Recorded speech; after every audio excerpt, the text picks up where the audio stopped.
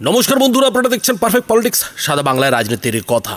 বন্ধুরা, তলে তলে তৃণমূল কি তাহলে ভাঙানোর খেলা শুরু করে দিল? 2026-এর বিধানসভা ভোটের আগে দল ভাঙাভাঙির খেলা তো একটা শুরু হবে, নেতা ভাঙাভাঙির খেলা একটা শুরু হবে, সেই সময়টা আসছে।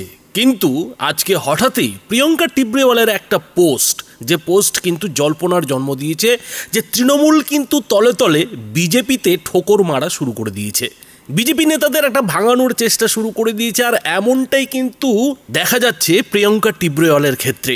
প্রিয়ঙ্কা টিবরেওয়াল একটা পোস্ট দিয়েছেন ফেসবুকে, আর সেই পোস্টে তিনি যা দাবি করেছেন তাতে বলতেই হয় যে তৃণমূলের তরফে ভাঙানির খেলা কিন্তু শুরু হয়ে গেছে।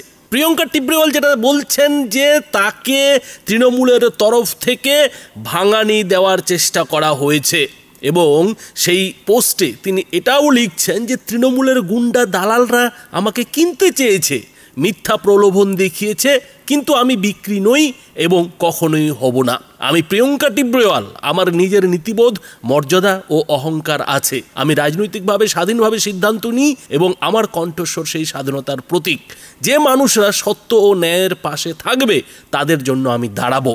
এই যে প্রিয়ঙ্কা টিবরেওয়ালের পোস্ট, এই প্রিয়ঙ্কা টিবরেওয়ালের পোস্টকে ঘিরেই শুরু হয়েছে বিতর্ক, শুরু হয়েছে জল্পনা চর্চা, যে তাহলে তৃণমূলের তরফ থেকে কি প্রিয়ঙ্কা টিবরেওয়ালকে সত্যি সত্যি ভাঙানি দেওয়ার চেষ্টা চলেছে, ভাঙানি দেওয়ার চেষ্টা হয়েছে? আর প্রিয়ঙ্কা টিবরেওয়ালকেই কেন তৃণমূল টার্গেট করেছে? বন্ধুরা, এর উত্তরে একটা কথাই বলতে হয় যে ভবানীপুরে যেভাবে এবার শুভেন্দু অধিকারী মমতা বন্দ্যোপাধ্যায়কে হারানোর প্রতিজ্ঞা করেছেন, তাতে মমতা বন্দ্যোপাধ্যায় যে খুব একটা নিশ্চিন্তে নেই সেটা কোথাও যেন ধীরে ধীরে স্পষ্ট হয়ে যাচ্ছে। আর সেই সঙ্গে এসআইআরের আতঙ্ক, দুয়ে মিলে মমতা বন্দ্যোপাধ্যায়ের কিন্তু এখন থেকেই ঘাম ছুটতে শুরু করেছে।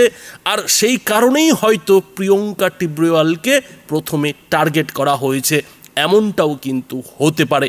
কেননা বন্ধুরা, আপনারা জানেন যে এই প্রিয়ঙ্কা টিবরেওয়ালই কিন্তু গত নির্বাচনের উপনির্বাচনে মমতা বন্দ্যোপাধ্যায়ের বিরুদ্ধে এই ভবানীপুর কেন্দ্র থেকে প্রার্থী হয়েছিলেন, এবং মমতা বন্দ্যোপাধ্যায় হয়তো সেবার ভালো ভোটে জিতে গিয়েছেন যেহেতু উপনির্বাচন ছিল। কিন্তু এবার কি হবে? যেহেতু শুভেন্দু অধিকারী প্রতিজ্ঞা করে বসে আছেন যে এবার মমতা বন্দ্যোপাধ্যায়কে তিনি ভবানীপুরেও হারাবেন, কাকে দিয়ে হারাবেন সেটা শুভেন্দু অধিকারী পরিষ্কার করেননি, কিন্তু তিনি যেটা বলেছেন যে যাকেই বিজেপি ভবানীপুরে প্রার্থী করুক না কেন, সেই প্রার্থীকে সামনে রেখেই তিনি ভবানীপুরেও মমতা বন্দ্যোপাধ্যায়কে নন্দীগ্রামের মতো করে হারাবেন। আর এখানেই যেটা প্রশ্ন উঠছে যে তাহলে কোথাও কি বিজেপির মধ্যে একটা হালকা আভাস রয়ে গেছে যে প্রিয়ঙ্কা টিবরেওয়ালই 2026-এ ভবানীপুরে প্রার্থী হবেন? ভবানীপুরে বিজেপি এর আগে রুদ্রনীল ঘোষকে প্রার্থী করেছিল, এবং রুদ্রনীল ঘোষকে প্রার্থী করে কিন্তু ভালো রেজাল্ট করেছিল, ভালো ফল করেছিল। দ্বিতীয় নম্বরে কিন্তু শোভনদেব চট্টোপাধ্যায়ের বিরুদ্ধে এই রুদ্রনীল ঘোষ উঠে এসেছিলেন, তিনি কিন্তু বিজেপির ভোট বাড়িয়েছিলেন। পরে যখন এই শোভনদেব চট্টোপাধ্যায়কে সরিয়ে মমতা বন্দ্যোপাধ্যায় সেখানে উপনির্বাচনে জিতলেন, তখন প্রিয়ঙ্কা টিবরেওয়ালকে বিজেপি প্রার্থী করেছিল, যদিও সেই উপনির্বাচনে কিন্তু বিজেপির ভোট অনেকটাই কমে গিয়েছিল, যার ব্যাখ্যায় শুভেন্দু অধিকারী কিন্তু বহুবার বলেছেন যে উপনির্বাচনে একতরফা ভোট হবে, শাসক দলের দিকে ঝুঁকে ভোট হবে, এটাই তো স্বাভাবিক। ফলে প্রিয়ঙ্কা টিবরেওয়াল যে ভবানীপুরে ব্যর্থ হয়নি সেটা কোথাও যেন শুভেন্দু অধিকারী কিংবা রাজ্য বিজেপি নেতৃত্ব স্বীকার করছে। আর এই জায়গাটাতেই দাঁড়িয়ে কিন্তু প্রশ্ন উঠছে যে এখনও পর্যন্ত হয়তো ভবানীপুরের জন্য বিজেপি প্রার্থী ঠিক করেনি, প্রার্থী মনোনীত করেনি, কিন্তু প্রিয়ঙ্কা টিবরেওয়ালের এদিনের যে পোস্ট, সেই পোস্টে কোথাও যেন সেই যে একটা ভবানীপুরে প্রিয়ঙ্কা টিবরেওয়ালের মমতা বন্দ্যোপাধ্যায়ের বিরুদ্ধে প্রার্থী হওয়ার সম্ভাবনা, সেই সম্ভাবনাটা কিন্তু উজ্জ্বল হচ্ছে। কেননা প্রিয়ঙ্কা টিবরেওয়াল কিন্তু এখানে লিখছেন যে মানুষেরা সত্য এবং ন্যায়ের পাশে থাকবে, তাদের জন্য আমি দাঁড়াবো। এই যে আমি দাঁড়াবো, এই কথাটার মধ্যে কোথাও যেন একটা প্রচ্ছন্ন ইঙ্গিত প্রিয়ঙ্কা টিবরেওয়াল দিচ্ছেন। রুদ্রনীল ঘোষ হয়তো এবারের বিধানসভা ভোটের টিকিট পাবেন, কিন্তু হতে পারে রুদ্রনীল ঘোষকে অন্য জায়গা থেকে টিকিট দেওয়া হবে, আর প্রিয়ঙ্কা টিবরেওয়ালকে ভবানীপুর থেকেই প্রার্থী করা হবে, এরকম একটা সম্ভাবনা হয়তো তৃণমূলও বুঝতে পারছে। আর সেই কারণেই কি এই প্রিয়ঙ্কা টিবরেওয়ালকে তৃণমূলের গুন্ডা দালালরা কিনতে চেয়েছে, যেমনটা কিনা প্রিয়ঙ্কা টিবরেওয়াল দাবি করছেন যে মিথ্যা প্রলোভন দেখানো হয়েছে? প্রশ্নটা কিন্তু খুবই গুরুতর আকারে দেখা যাচ্ছে। তাছাড়া যেভাবে এবার ভবানীপুরে এসআইআর হওয়ার আগে মমতা বন্দ্যোপাধ্যায় অবাঙালি ভোটারদের নিয়ে বিতর্কিত মন্তব্য করেছেন, বলেছেন যে ভবানীপুরটা নাকি গুজরাতি আর বিহারি ভোটারে ভরে গেছে, যার জন্য তিনি মেয়র ববি হাকিমকে বিশেষ লক্ষ্য রাখার কথা বলেছিলেন, বিশেষ নজরদারি করার কথা বলেছিলেন।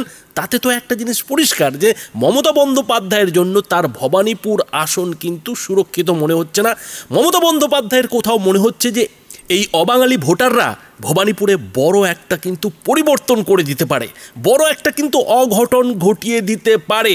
সেটা কিন্তু বন্ধুরা মমতা বন্দ্যোপাধ্যায়ের যে বিতর্কিত মন্তব্য, যেটা কিনা তিনি উত্তরবঙ্গ থেকে করেছিলেন, উত্তরবঙ্গে যে বিপর্যয় নেমে এসেছিল, সেই বিপর্যয়ের সময় তিনি যখন উত্তরবঙ্গ সফরে গিয়েছিলেন, সেখান থেকে তিনি যেভাবে ভবানীপুর নিয়ে চিন্তা প্রকাশ করেছিলেন, তাতে কিন্তু এটা বেশ স্পষ্ট হয়ে গিয়েছিল যে মমতা বন্দ্যোপাধ্যায়ের কাছে তার ভবানীপুর আসনও কিন্তু সুরক্ষিত মনে হচ্ছে না।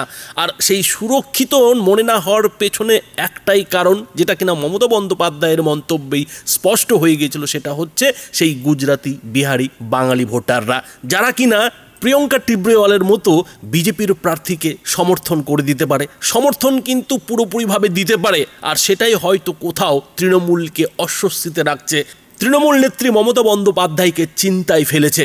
আর সেই কারণেই কি তাহলে প্রিয়ঙ্কা টিব্রেওয়ালকে ভাঙানোর চেষ্টা, টাকা দিয়ে কেনার চেষ্টা? সেই রকমই কিন্তু দাবি করছেন প্রিয়ঙ্কা টিব্রেওয়াল।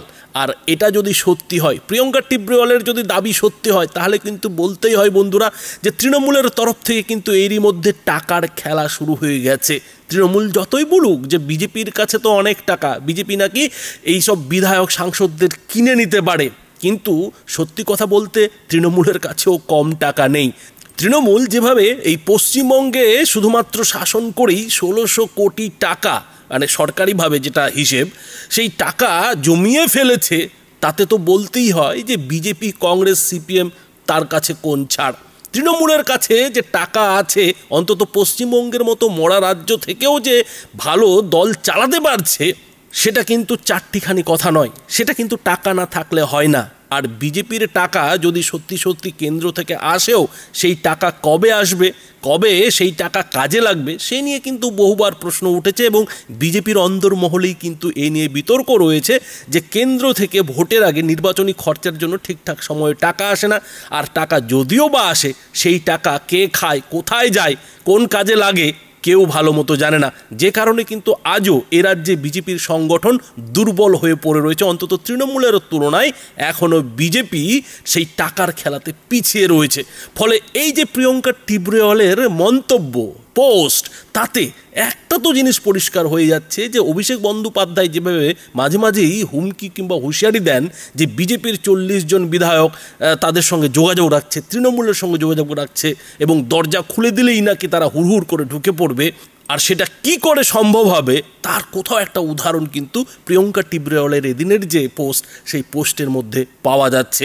যদিও প্রিয়ঙ্কা টিব্রেওয়াল পরিষ্কার জানিয়ে দিয়েছেন যে তিনি বিক্রির জন্য নন, তিনি তার মাথা নত করবেন না, তিনি তার যে নৈতিকতা, সেই নৈতিকতার সঙ্গে কোনো আপোষ করবেন না। কিন্তু তা বলে বিজেপির কোনো নেতাই তৃণমূলের এই ধরনের অফার মানে ফেলে দেবেন, সেটাকে অগ্রাহ্য করবেন, এমনটা তো হওয়ার কথা নয়। কেননা তৃণমূল বিজেপির এরই মধ্যে বেশ কিছু প্রায় 10-12 জনের মতো বিধায়ক ভাঙিয়ে নিয়ে চলে গেছে। এবং এই বিধানসভা ভোটের আগেও যে তৃণমূল বিজেপির বেশ কিছু নেতাকে, বিধায়ককে নজরে রেখেছে, সেটা কিন্তু কোথাও স্পষ্ট হয়ে যাচ্ছে। ফলে তৃণমূল কিন্তু তলে তলে খেলা শুরু করে দিয়েছে, এটা বোঝা যাচ্ছে। এবং সেই খেলা আতঙ্কেই হোক আর ভয়েই হোক, খেলাটা কিন্তু শুরু হয়ে গেছে। তো বন্ধুরা, এই যে তৃণমূলের তলে তলে খেলা, এ নিয়ে আপনারা কি বলবেন? আপনাদের মতামত অবশ্যই এই ভিডিওটির নিচে কমেন্ট বক্সে লিখে জানাবেন। ধন্যবাদ।